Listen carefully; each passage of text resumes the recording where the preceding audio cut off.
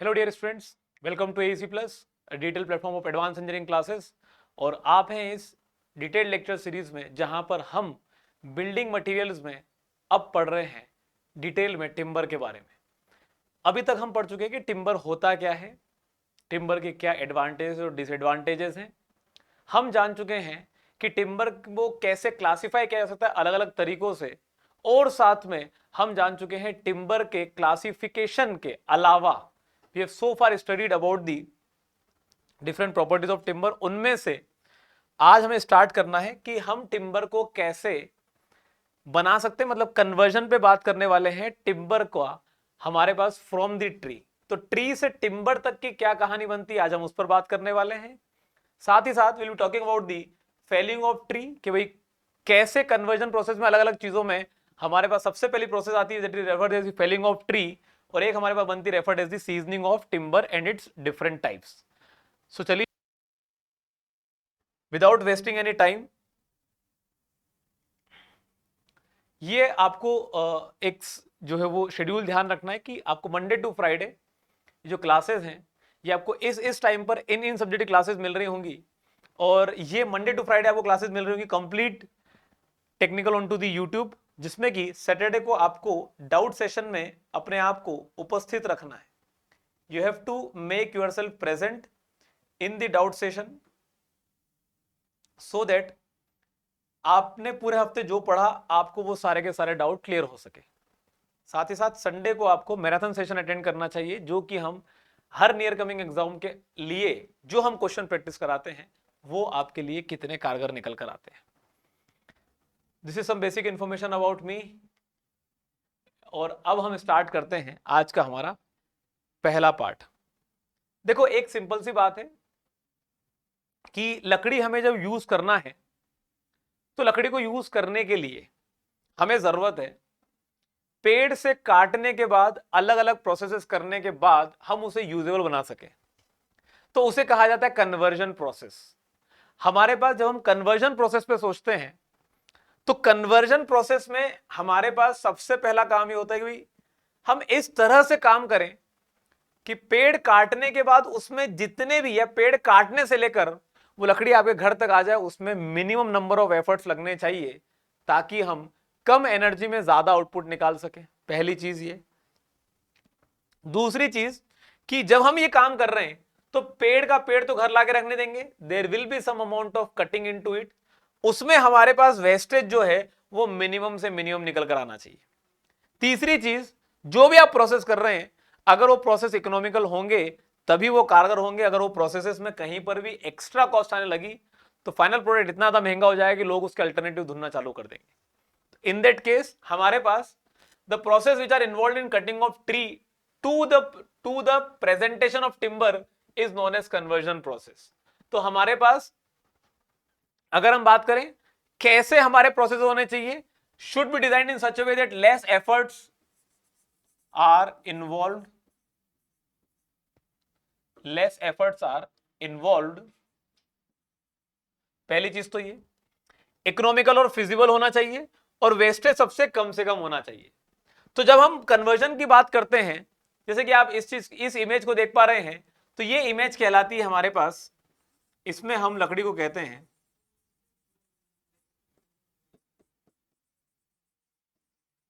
Standing timber. क्या मतलब होता है स्टैंडिंग टिम्बर का? when when tree is when tree is not cut down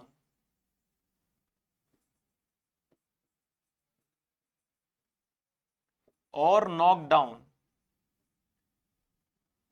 और फेल डाउन, जब तक लकड़ी को आप काट कर गिरा नहीं देते तब तक हम इसे कहते हैं स्टैंडिंग टिम्बर। स्टैंडिंग टिम्बर के बाद जब आपने उसको गिरा दिया, गिराने के तुरंत बाद जो अब लकड़ी बन जाती है या ऐसा नाम जो बन जाता है इसे कहते हैं रफ टिम्बर।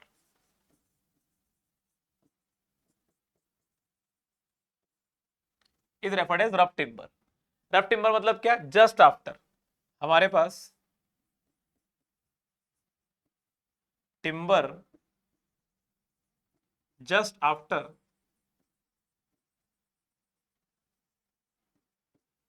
कटिंग और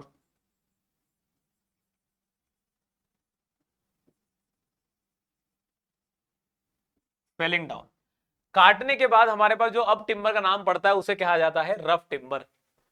अगर बात करें, ये जो रफ टिम्बर है आपके पास, ये वही इमेज है जो वहां पर आपको दिखाई दे रही है, the same image that is been taken here. तो ये जो रफ टिम्बर आपको दिखाई दे रहा है, इसी को हम कहते हैं ग्रीन टिम्बर भी। क्या कहते हैं इसे? Green timber. कब कहेंगे ग्रीन टिम्बर? हमारे पास इसे ग्रीन टिम्बर तब कहा जाता है when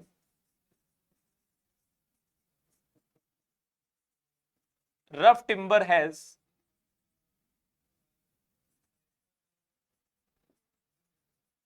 moisture content of when rough timber has moisture content of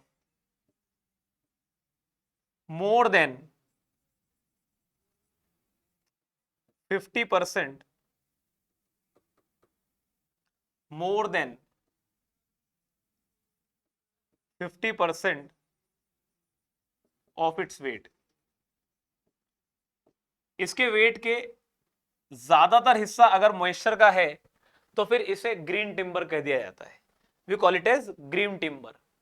लेकिन जब हमने इस ग्रीन टिम्बर में से हमने इसकी सीजनिंग करा दी। क्या करा दी हमने? इसकी सीजनिंग करा दी। और यहां पर हमने क्या कराया? इसको कटिंग करा दी, फेलिंग करा दिया। तो सीजनिंग कराने के बाद हमारे पास this is now referred as season timber, is referred as season timber. तो सीजन टिम्बर हमारे पास जो है वो उसमें मॉइस्चर कंटेंट का रिडक्शन कराया जाता है। सीजनिंग का मतलब होता है, या फिर आप कह लो इसे you call it as drying. तो ऐसे केस में हमारे पास ये कहलाता है सीजन टिम्बर, जिसके अंदर हमारे पास moisture content is reduced.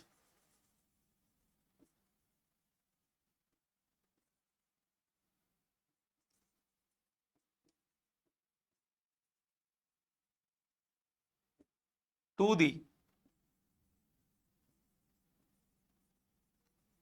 Required quantity, to the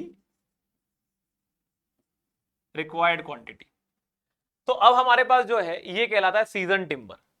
if you come on to the next part, हमारे पास हमें जो ये कन्वर्जन प्रोसेस है तो सोचना है कि स्टैंडिंग से रफ में लेकर आए, और फिर आपके पास आप रफ से या ग्रीन टिम्बर से सीजन में लेकर आए। तो कैसे किया आपने? तो हमारे पास यहां पर अगर हम बात करते हैं felling of tree, felling of tree का मतलब क्या होता है? Cutting down. Felling of tree refers two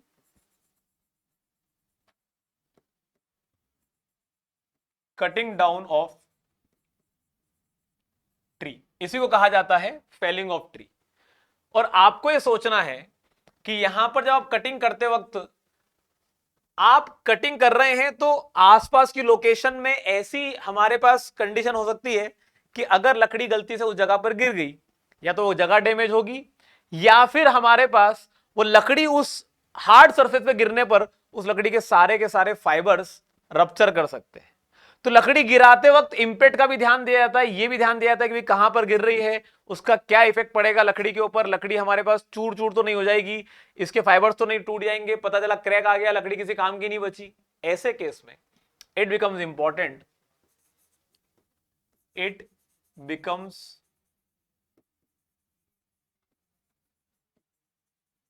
important to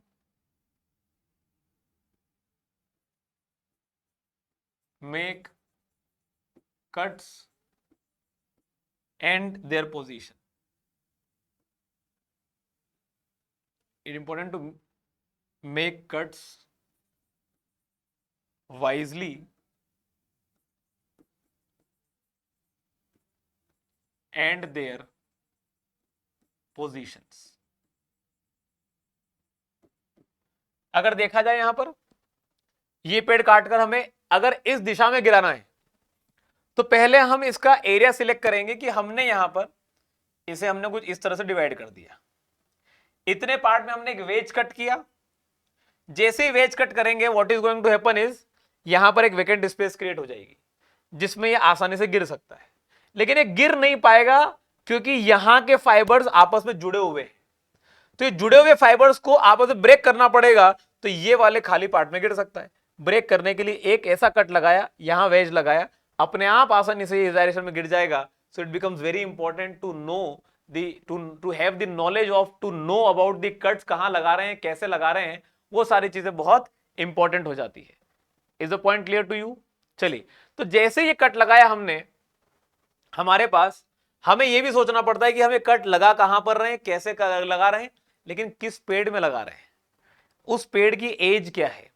जब भी कटिंग की जाती है, कटिंग हमेशा एक राइट एज पर करनी पड़ती है। कटिंग हमेशा एक राइट एज पर करनी पड़ती है। हमारे पास cutting of tree should always done at the right age for complete benefit. मतलब कि अगर हमारे पास कंडीशंस है फेलिंग ऑफ ट्री की based on the age of the tree, तो based on the age of the tree के case में हमें यह पता होना चाहिए कि हमारे पास cutting should always be made, cutting should always be done at the right age. और हमारे पास हमें यह पता होना चाहिए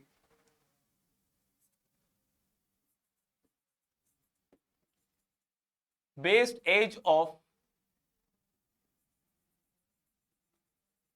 cutting of tree is 50 to 100 years when tree is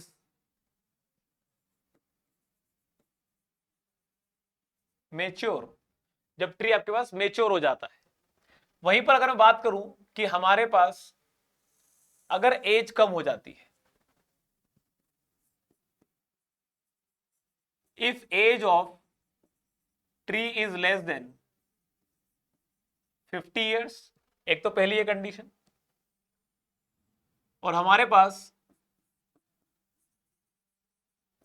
if age of tree is greater than 100 years, दोनों अलग अलग कंडीशन है हमारे पास। ऐसे में हमारे पास ट्री कहलाता है tree is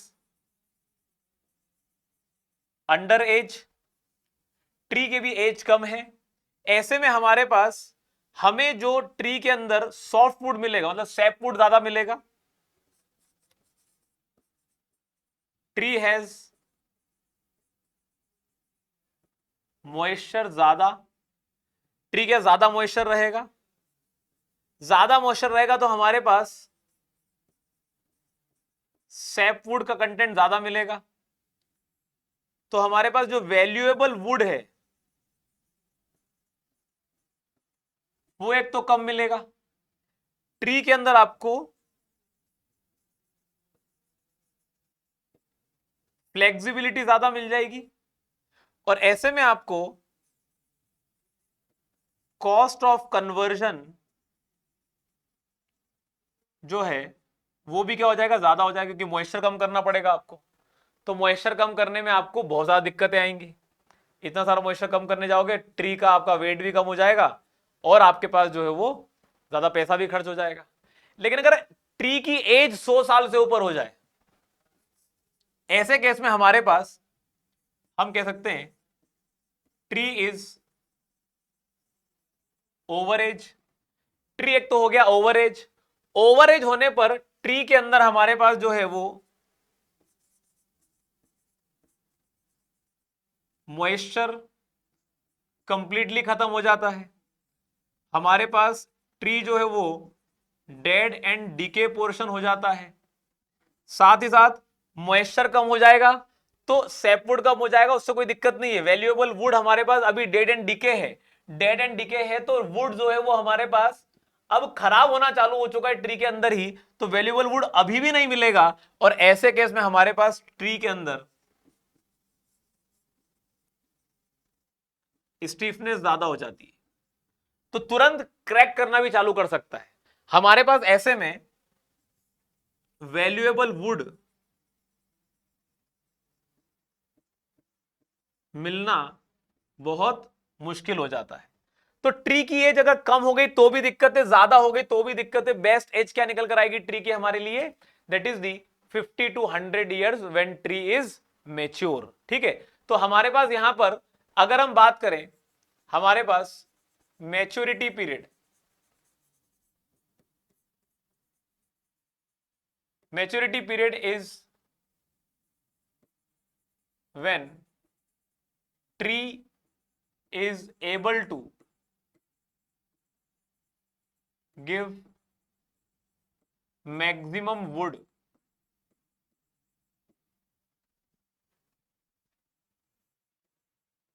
out of it.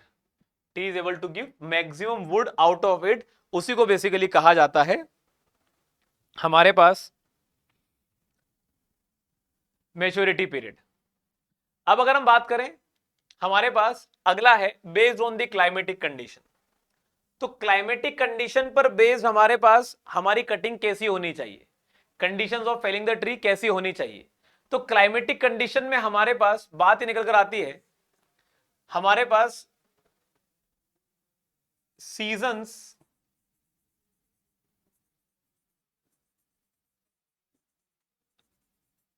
Are different in different regions of country. ठीक है, पहली बात तो ये कि अलग अलग सीजन होते हैं कंट्री के अंदर, अलग अलग रीजन्स के अंदर। हमारे पास डिफरेंट रीजन ऑफ कंट्री में तो सीजन जो है वो ऑलमोस्ट सेम होते हैं, लेकिन अलग अलग सीजन में हमारे पास ट्री अलग तरीके से बिहेव करता है। ठीक है, इस पॉइंट को मेंशन कर लेते हैं, सीजन्स आर डिफरेंट, या फिर इसको मेंशन करते हैं। ठीक है, हमारे पास if right it age based on the climatic condition, तो यहां पर हम मेंशन करते हैं कि मूवमेंट ऑफ सैप या moisture in tree is different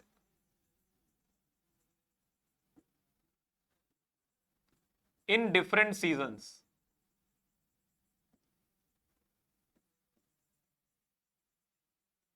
और इसी में सब सोचना पड़ता है कि हमारे पास therefore that season should be selected where moisture of या फिर where movement of moisture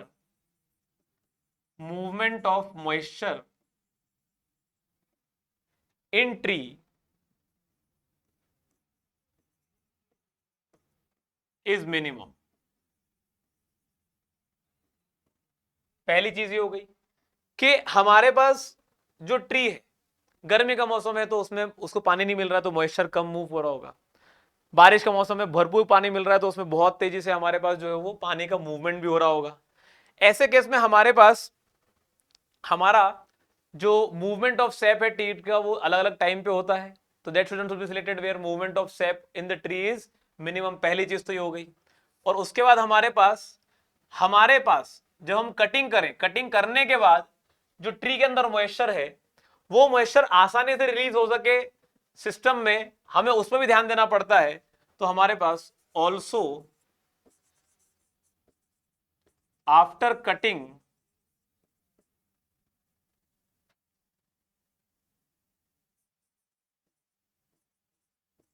there should be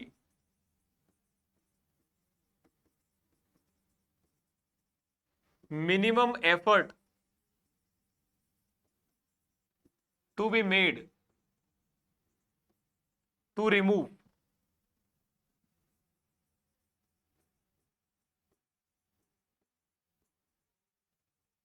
moisture from it।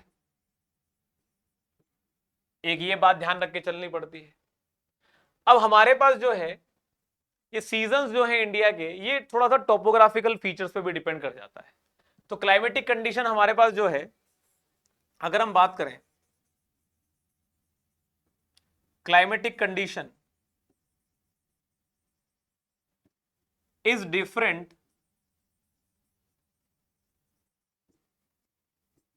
In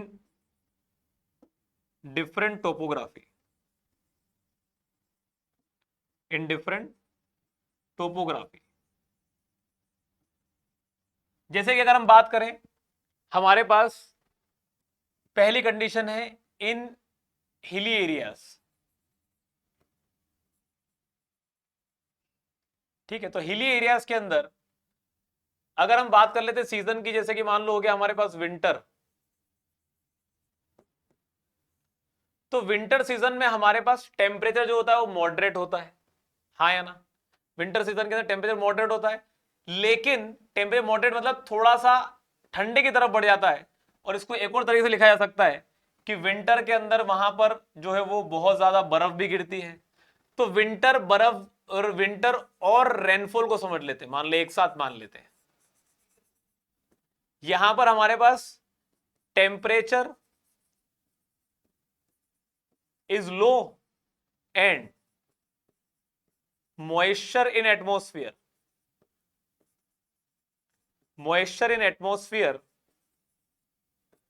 is high, moisture in atmosphere is high। तो इस कारण से तुम पेड़ गिरा भी दोगे तो गिरा देने के बाद वो मॉइस्चर निकल नहीं पाएगा, मॉइस्चर निकल नहीं पाएगा बाहर। क्यों? क्योंकि एटमॉस्फेयर में बहुत सारा मॉइस्चर है। लेकिन अगर हिली एरियाज में आपने सीजन सिलेक्ट कर लिया, जैसे फॉर एग्जांपल आपके पास समर सीजन हो गया, हिली एरियाज में जो समर होता है, समर के टाइम पे मॉइस्चर भी कम होता है और साथ में हमारे पास जो है वो टेम्परेचर भी बहुत ज्यादा जाता नहीं है, गर्मी है ज्यादा, मतलब बहुत हॉट नहीं हो जाता है यहां पर। तो हमारे पास temperature is moderate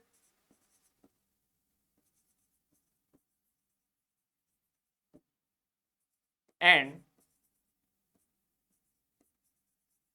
moisture is less, इसलिए हमारे पास hence summer is preferred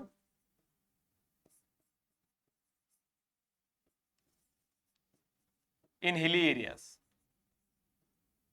hilly areas में पेड़ काटने के लिए आप समर का सिलेक्शन ज्यादा प्रेफर करेंगे, ताकि मॉइस्चर मतलब टेम्परेचर अगर बहुत ज्यादा गर्म भी हो गया तो लकड़ी सूख कर इतनी ज्यादा सूख जाएगी कि भाई क्रैक भी कर सकती है। तो ये हमें सोचने की जरूरत पड़ती है। प्लेन एरियाज में 3 सीजन अलग अलग फील होते हैं, मतलब इफ यू टॉक अबाउट, मान लो आपने लिखा यहां पर कि समर्स, या तो आप समर्स की बात कर लो या फिर यू टॉक अबाउट विंटर्स, या फिर आप बात कर लो रेनी सीजन की। तो विंटर्स और समर्स अगर रेनी सीजन की बात करें तो समर में क्या होता है? एक्सट्रीम हॉट,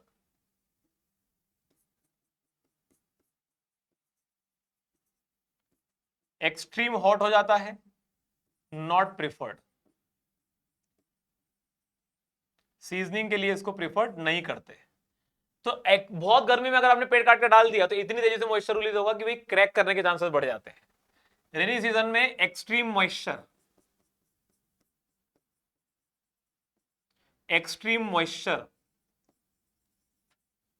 इसलिए इसको भी प्रिफर नहीं करते।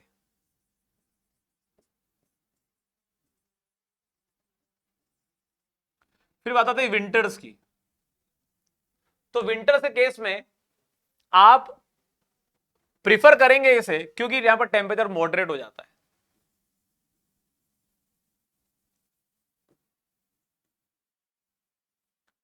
मतलब प्लेन एरियाज में ठंड बहुत खतरनाक तो नहीं पड़ती, लेकिन जो हिली एरिया होते हैं वहां तो जमाने वाली ठंड हो जाती है, जमा देती है वो। तो मॉडरेट टेम्परेचर होता है, इसलिए हैंस प्रिफर्ड। ठीक है, तो प्लेन एरियाज में if it is the right age of the right period of cutting तो वो है विंटर्स, और अगर हम हिली एरियाज की बात करें तो वो है हमारे पास समर्स। तो ये पूरी कहानी हमारे पास हमारे विंटर और सॉरी अलग अलग सीजन्स की।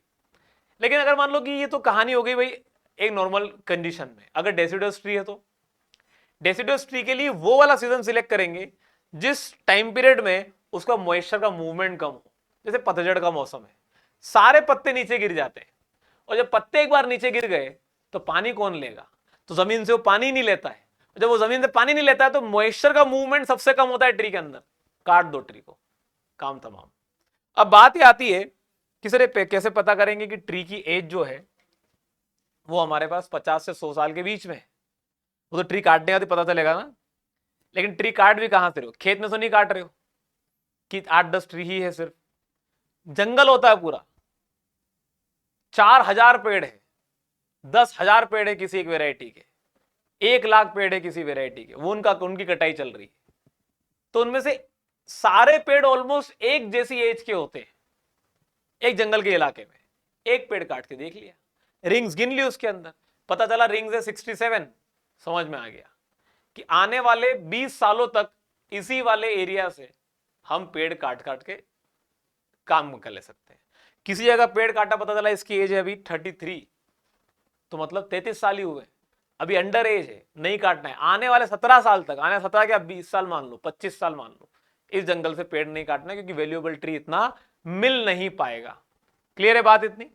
एक बार हमने पेड़ की कटिंग कर ली, पेड़ की कटिंग कर लेने के बाद हमारे पास हमें बात करनी पड़ती है ऑन टू दी। जैसे पेड़ काट के हमने पटक दिया अलग, अब हमें उसका मॉइस्चर रिमूव करना है। तो मॉइस्चर रिमूव मतलब हमारे पास क्या, हमें रिमूव करना मॉइस्चर फ्रॉम द टी, जिसी को हम कहते हैं रेजिन या सैप रिमूवल। हमारे पास ये प्रोसेस है जब हम ग्रीन टिम्बर से वेल सीजन टिम्बर में आते हैं। तो हमारे पास बात ध्यान रखिएगा, आपने ग्रीन टिम्बर की बात करी जहां मॉइस्चर आपके पास ग्रेटर देन 50% है। तो इसको जब आप कन्वर्ट करोगे, जब आप इसको सीजनिंग कराओगे, तो सीजनिंग कराने के बाद either you get a well seasoned timber।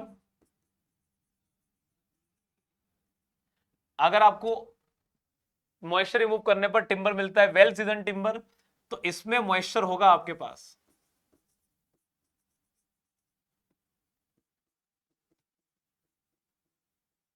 10 से 12%। तो उसका पूरा नहीं निकलता, पूरा निकालते ही नहीं हम, पूरा निकालते ही नहीं। क्यों? क्योंकि भाई हमारा जो वुड है वो मटेरियल ही ऐसा है।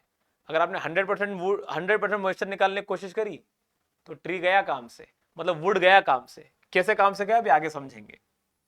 और यहीं पर आपके पास this wood also be referred as season timber. इसे कहा जाता है सीजन टिम्बर। सीजन टिम्बर का मतलब होता है कि आपके पास अब मॉइस्चर कंटेंट बचेगा कुछ लगभग 12 से 18% तक। तो अगर मॉइस्चर इतना रह जाता है तो उसे कहते हैं सीजन टिम्बर। अगर मॉइस्चर इतनी लिमिट में रहता है तो उसे कहते हैं वेल सीजन टिम्बर, मतलब जैसा हमें चाहिए होता है। ठीक है, बढ़ते हैं आगे on to the next case. जब आप लकड़ी में से मॉइस्चर निकालते हो सीजनिंग के दौरान, तो लकड़ी के बारे में आप जानते क्या हो? आपका जो ट्री होता है, ये ट्री के अंदर कई सारे हमारे जो है वो प्लांट सेल्स होते हैं। और जब ये प्लांट सेल्स की बात करते हो, प्लांट सेल के अंदर क्या होता है, एक बहुत बड़ा रीजन होता है जो खोखला होता है अंदर से, और उसे कहते हैं वैक्यूल। क्या कहते हैं उसे? वैक्यूल। मतलब जो सेल्स होते हैं वुड के, उसके अंदर एक ऐसा बड़ा हिस्सा होता है जहां पर आपका ये सैप या रेजिन या मॉइस्चर बहुत मात्रा में भरा पड़ा रहता है। तो जब भी आप कभी सीजनिंग करने जाओगे तो सीजनिंग करते हुए आपको मॉइस्चर दो तरह का मिलेगा। एक कहलाता है फ्री मॉइस्चर, एक कहलाता है bound moisture. One is referred as free moisture, एक कहलाता है बाउंड मॉइस्चर। फ्री मॉइस्चर मतलब इतना सारा मॉइस्चर भरा पड़ा है सेल के अंदर, प्लांट सेल के अंदर, वुड के अंदर, कि अगर आप उसे रिमूव भी कर दोगे ना तो भी ट्री को कोई फर्क नहीं पड़ेगा। मतलब वो उसकी खाली जगह में पड़ा हुआ है। अगर आपने निकाल लिया तो ट्री की खाली जगह, मतलब जो जगह है वहां से मॉइस्चर खाली हो जाएगा, ट्री को कोई दिक्कत ही नहीं होगी। हमारे पास moisture present in the cell cavities means in vacuole, उसी को कहते हैं फ्री मॉइस्चर, जो कि आसानी से इवेपोरेट हो जाता है। आपने गर्म करना चालू करा, मॉइस्चर निकल जाएगा।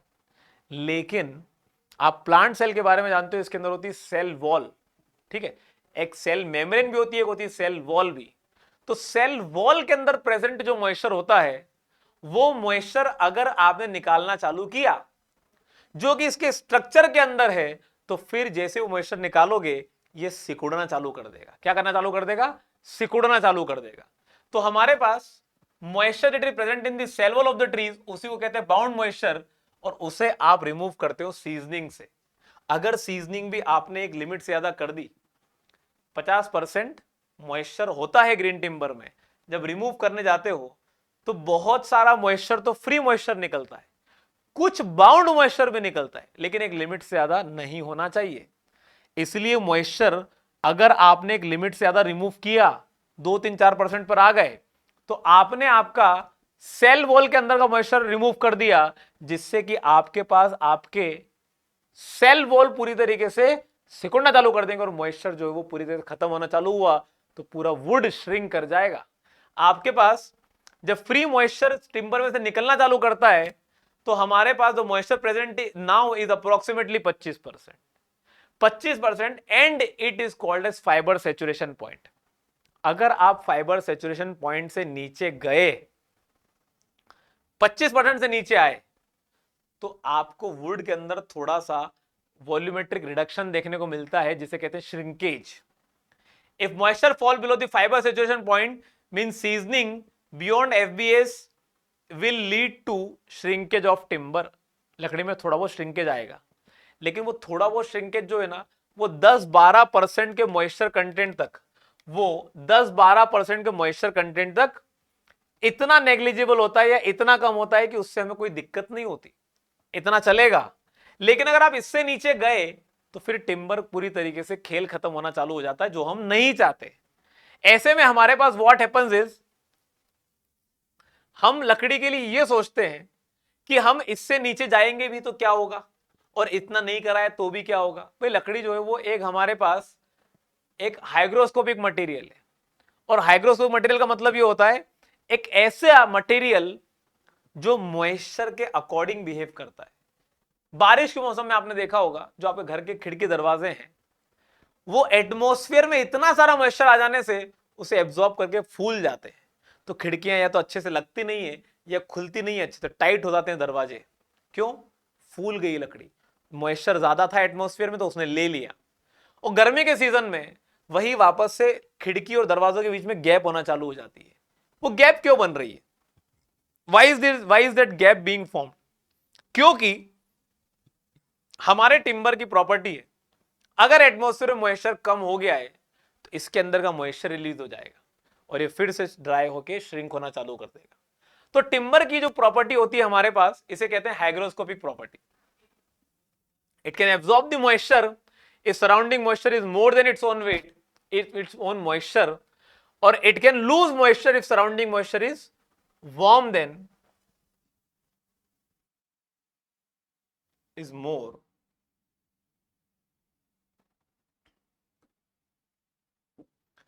छोटी छोटी मिस्टेक्स हैं जो कि आपको आगे चलकर प्रॉब्लम ना करे, तो इसीलिए मैंने इन्हें यहीं पर खत्म कर देता हूं। It can lose moisture if surrounding moisture is more than its own condition। ठीक है, ये बात आप ध्यान रखिएगा। चलिए, तो जब लकड़ी से मॉइस्चर निकलना चालू करते हैं उसे कहते हैं सीजनिंग। तो बात करते हैं हमारे पास जो सीजनिंग है प्रोसेस की, हमारे पास सॉरी जो प्रोसेस है सीजनिंग की, वो या तो आप नेचुरली करा सकते हो, आर्टिफिशियली करा सकते हो। नेचुरली कैसे कराएंगे सर? नेचर में छोड़ दो, खुला मैदान है, ट्री काट के छोड़ दो खुले मैदान में, अपने आप नेचर के थ्रू मॉइस्चर निकलता चला जाएगा, निकलता चला जाएगा। आपके पास कुछ साल के अंदर आपके उस ट्री के अंदर से जितना मॉइस्चर निकलना था नेचर के अकॉर्डिंग वो निकल जाएगा, आपका काम खत्म। लेकिन क्या आपके पास 1 साल है? आपने आज ऑर्डर दिया, ट्री कट रहा है, 1 साल तक पड़ा हुआ है, आपके पास पहुंच ही नहीं पा रहा। In today's time we do not have that much amount of time, तो हम आर्टिफिशियल प्रोसेसेस पे काम करते हैं। आर्टिफिशियल प्रोसेसेस ऐसी होती है जो मॉइस्चर को तेजी से रिड्यूस करने की टेक्निक्स बनी हुई है। हमारे पास नेचुरल सीजनिंग और आर्टिफिशियल सीजनिंग दोनों में यही डिफरेंस है खास। आर्टिफिशियल सीजनिंग नेचर के अकॉर्डिंग होता है, सॉरी नेचुरल सीजनिंग नेचर के अकॉर्डिंग होता है, अपने आप जितना समय लेना उतना समय लेता है, लेकिन जो मॉइस्चर कंटेंट रिड्यूस करके देता है वो नेचर के अकॉर्डिंग ही होता है। जितना आपको रिड्यूस करवाना है उतना नहीं कर सकता, क्योंकि वो नेचर की प्रोसेस है, समय लेती है। आर्टिफिशियल प्रोसेस में आपको लकड़ी में जितना मॉइस्चर रिड्यूस करवाना उतना कर सकते हो, इसी को इसीलिए कहा जाता है आर्टिफिशियल सीजनिंग। और आप इसे जितने समय में कराना चाहते हो उतने समय में करा सकते हो, विद इन डेज भी हो जाता है, और नेचुरल प्रोसेस तो हमारे पास साल भर भी ले लेता है। लेकिन दोनों में डिफरेंसेस है। नेचर हमेशा नेचर रहेगा, नेचर के अकॉर्डिंग होने वाले कोई भी काम खराब नहीं होते। जब आप नेचुरल सीजनिंग की बात करोगे तो जो लकड़ी मिलेगी will have a very good amount of properties. और आर्टिफिशियल सीजनिंग में आप इतना मॉइस्चर कम कर देते हो कि इसमें कुछ एडवर्स इफेक्ट आना चालू हो जाते हैं। नेचुरल सीजनिंग में कुछ फायदे हैं लेकिन कुछ नुकसान है भी, आर्टिफिशियल सीजनिंग में कुछ फायदे हैं तो कुछ नुकसान भी है। दोनों को एक एक करके बात करते हैं। This takes place naturally generally referred as air seasoning, done artificially by various ways to make timber well season. यहां पर वेल सीजन बन सकता है, यहां पर वेल सीजनिंग नहीं हो पाती। Here we get season timber where moisture content approximately 15 से 18% तक चला जाता है। यहां पर हमें जो सीजन, यहां here we season the timber up to 10 to 12%, इसे कहते हैं वेल सीजन टिम्बर, जो कि हमें चाहिए होता है। It is a time taking process because it is gradual but gives uniform seasoning. Seasoning uniform मिलती, अचानक से करने जाएंगे तो कहीं पे ज्यादा, कहीं पर कहीं कम, कहीं कम, ऐसा कुछ अलग अलग हमारे पास कॉम्बिनेशन देखने को मिल सकता है। So if you talk about, यहां पर it can be completed in any time, minimum 4 to 5 days according to different methods. तो ये हमें जो है वो ध्यान रहना चाहिए। अगली बात करते हैं नेचुरल सीजनिंग में, due to the natural effect it is also referred as uncontrolled seasoning. Nature में है, अपने आप हो रहा है, कंट्रोल हो ही नहीं रहा है, सब कुछ अपने आप हो रहा है, आप नहीं कर सकते। अचानक से गर्मी ज्यादा पड़ गई, क्या करोगे?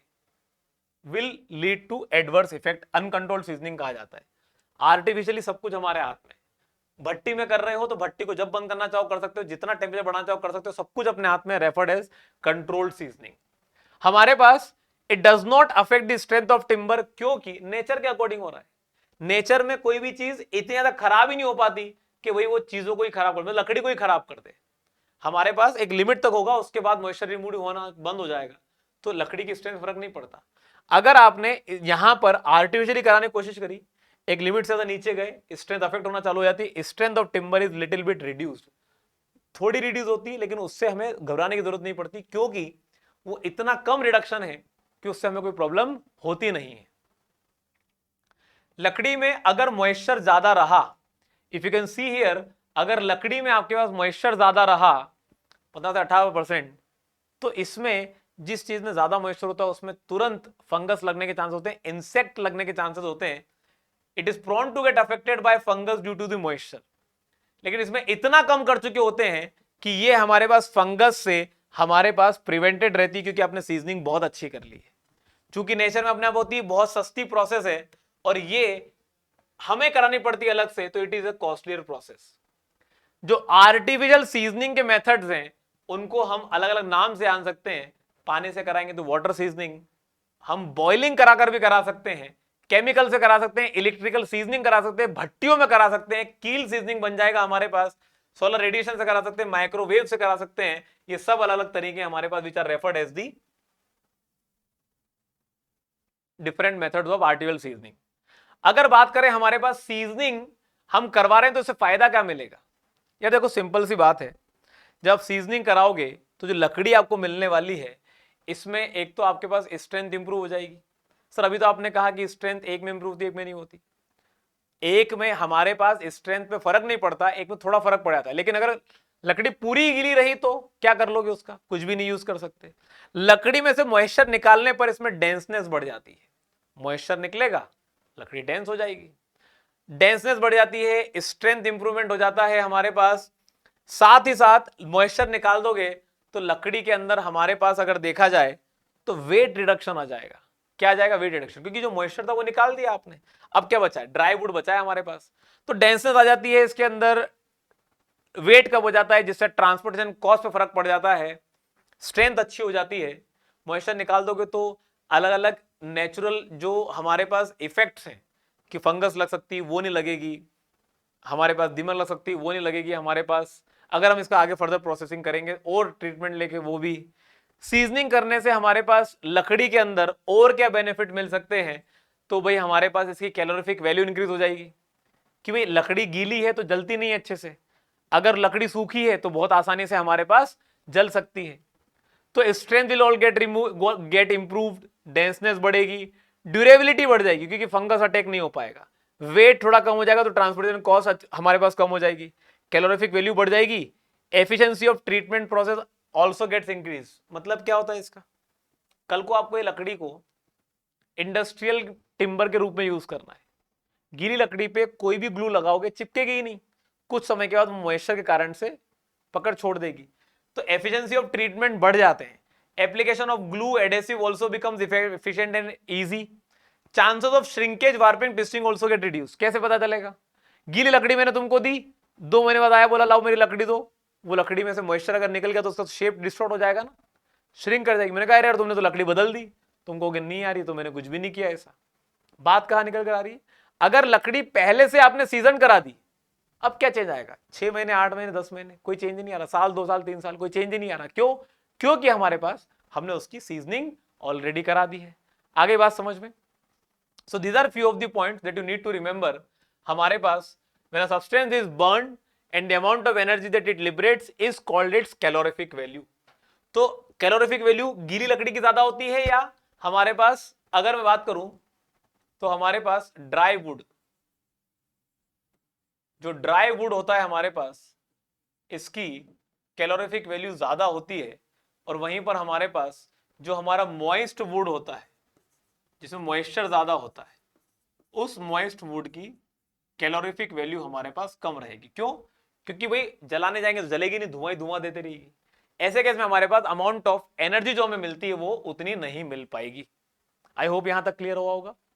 तो आज के लेक्चर में हम लोगों ने पढ़ा कि हमारे पास कन्वर्जन प्रोसेसेस क्या होते हैं, फेलिंग ऑफ ट्री कैसे की जाती है, सीजनिंग का मतलब क्या होता है। अगली क्लास से हम पढ़ेंगे कि भाई कितनी अलग अलग मेथड्स हैं सीजनिंग की। So for today we stop this lecture here, और मिलते हैं अगले लेक्चर में। टिल देन कुछ बेसिक सी इंफॉर्मेशन आप लोग जानते हुए जाइएगा कि आपके पास यहां पर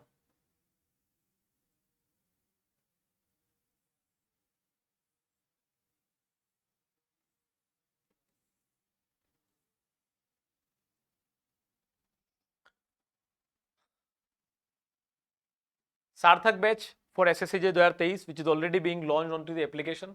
आप इसमें एनरोल कर सकते हैं अपने आप को, अपनी प्रिपरेशन को बेहतर बनाने के लिए। आप विजय बैच में एनरोल कर सकते हैं अगर आपका टारगेट है कि इंडिया में कोई भी एई और जेई एग्जाम को लेकर।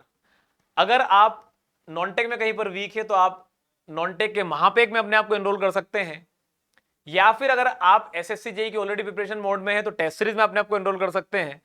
For any of the reason you can download this application और अपने आप को एनरोल करा सकते हैं। So thank you very much every one of you for joining in this lecture up till here. मिलते हैं अगले लेक्चर में। Till then good bye.